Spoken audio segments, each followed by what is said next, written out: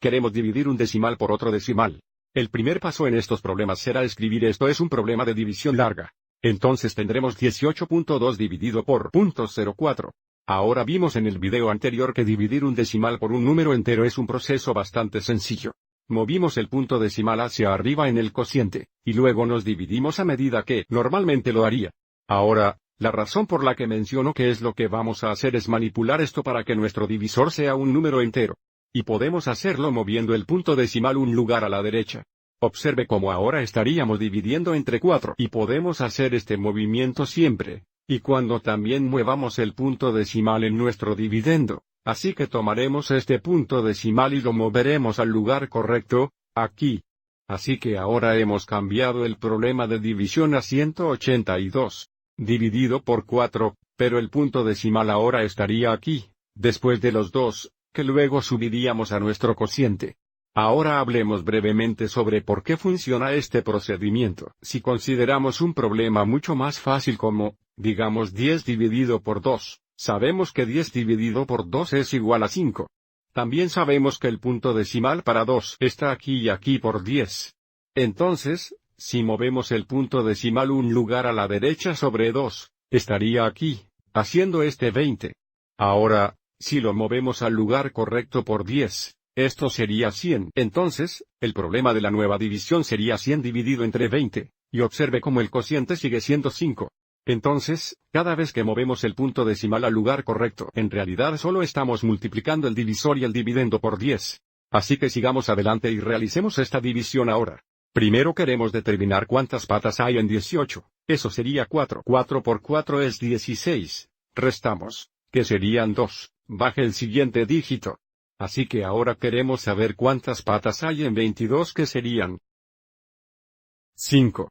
5 por 4 es 20. Restamos. Tenemos un resto de 2, pero no queremos usar la notación restante cuando trabajamos con decimales. Así que queremos bajar otro dígito.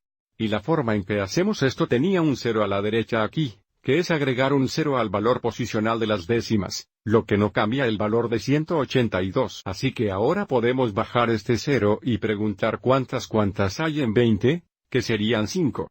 5 por 4 es 20. Restamos. Y ahora que tenemos la diferencia de 0, hemos terminado. Entonces, la respuesta, o el cociente al problema original que involucra a decimales, es el mismo que este cociente aquí, 45.5, o 45 y 5 décimas. Vamos a probar un segundo ejemplo.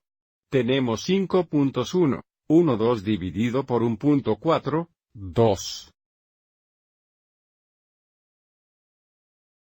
Entonces, el primer paso es mover el decimal en nuestro divisor para hacer de este un número entero. Entonces, en este problema, tendremos que moverlo 2 lugares a la derecha, así que tendremos que hacer lo mismo en nuestro dividendo, 2. Y para que sea fácil de leer, sigamos adelante y reescribamos esto. Vamos a tener 511.2 dividido por 142.